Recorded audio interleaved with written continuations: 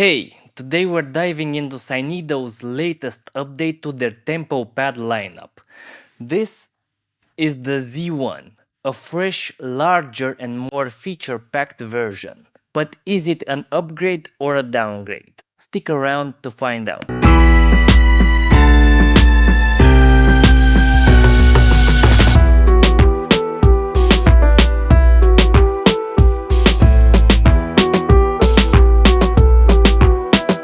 From the moment I got an email from Synido telling me they will send me the TempoPad Z-1, I was really excited. They even sent me a picture and it looked packed with more function than its predecessor, the P16.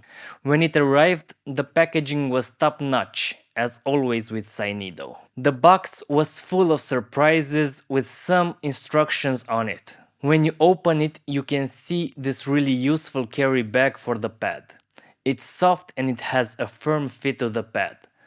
The instructions manual is filled with a lot of useful information as this device has a lot of functions. Underneath the pad there are some connection cables such as the USB-C cable, a really sturdy one that you know is going to last, a MIDI out adapter in case you want to use the pad for some external synths or maybe a drum machine, and the USB-C to USB-A adapter. All things useful in different scenarios. And for the sticker enthusiasts out there, they even included one. The color scheme is the usual black and purple, consistent with the Synido brand.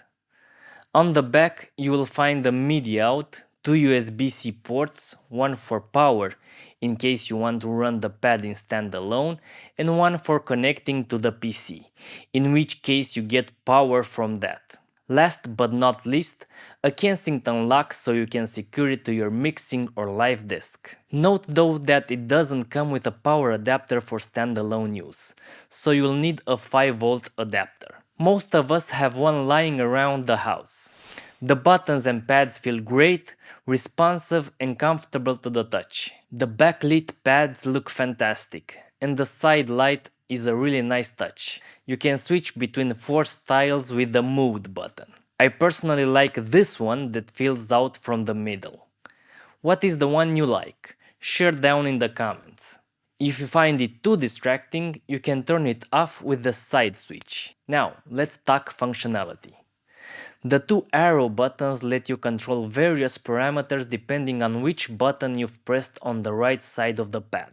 For example, if you want to lower the intensity of the pad lights, you just hit the light button and press the down arrow. You can also change octaves, transpose by semitones, and adjust the velocity response. There are transport control buttons for your DAW, which can operate as MMC or CC commands. One of the standout features is the variety of modes available. They have different names for different uses: drum, key, user, custom, and easy. Let's break them down. The drum mode consists of a set of pre-made commands for each pad that you cannot change. It is really good for finger drumming. You can adjust between 4 types of velocity curves that can accommodate every type of player. I have Easy Drummer loaded up and everything is already mapped within the pad. I have my normal controls in the bottom left blue corner. The rest of the colors specialize in different kind of strokes. Like the bottom right one goes for more snare and tom hits. The top left is for more cymbal type strokes.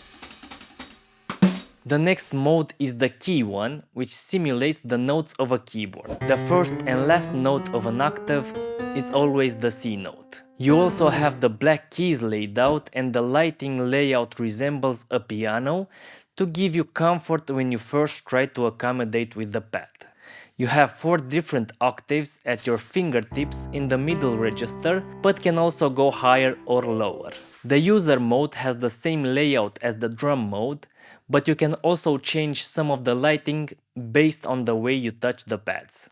It should be taking some of the info from your DAW to use for lighting, but I haven't gotten it to work as of now. If you manage this, tell me down in the comment section. Also worth mentioning is the pad can control popular drum pad simulators on Android, like Superlights and Unipad. For the custom mode, you need the app that Synido makes available on their website. When you install the app, make sure you also install lav filters. We will talk about why shortly, but for now let's resolve the problem that happens when you have scale from Windows enable. For example, I have a 4K monitor and my Windows usually enables 150% scale.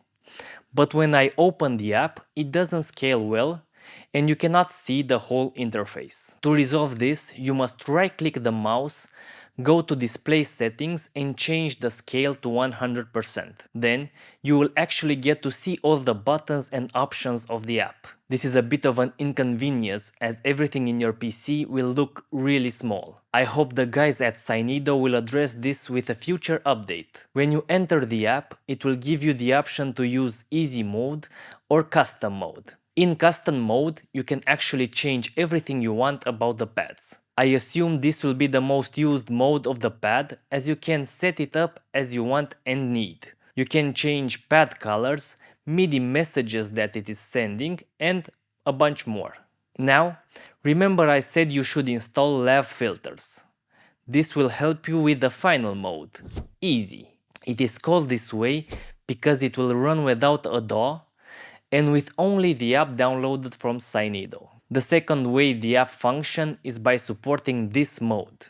You have three ways to customize: music editing, lighting draw, and quick slice. Music editing lets you take personal samples, slice them up, merge them into new ideas, and then assign them to any pad you desire. If you do not have installed lav filters, you will probably get this error in Chinese and the mapping to pads will not work. You can create complex sets this way to play on the fly. Lighting Draw offers ways to customize the lighting with pre-built patterns or new ones made from scratch. It's a nice interactive way to make you look apart on the stage if you are a live performer. Quick Slice offers a fast way to cut up a long piece of music into manageable slices that you can map to your pad. In all those modes you have the options for a batch import where you have many samples in one place and import them into the app for a rapid setup of the pads. Some final thoughts: the Z-1 pad from Synido is a solid upgrade from the TempoPad P16. It has many functions to play around with, customizable options and a great feel and response. There are some kinks to resolve, especially on Windows, but I trust the Synido team will address them. The price is really competitive and you can get it cheaper with some discounts I have ready for you down in the description. If you're more into keys than pads, Synido's got you covered. Check out this video. Cheers!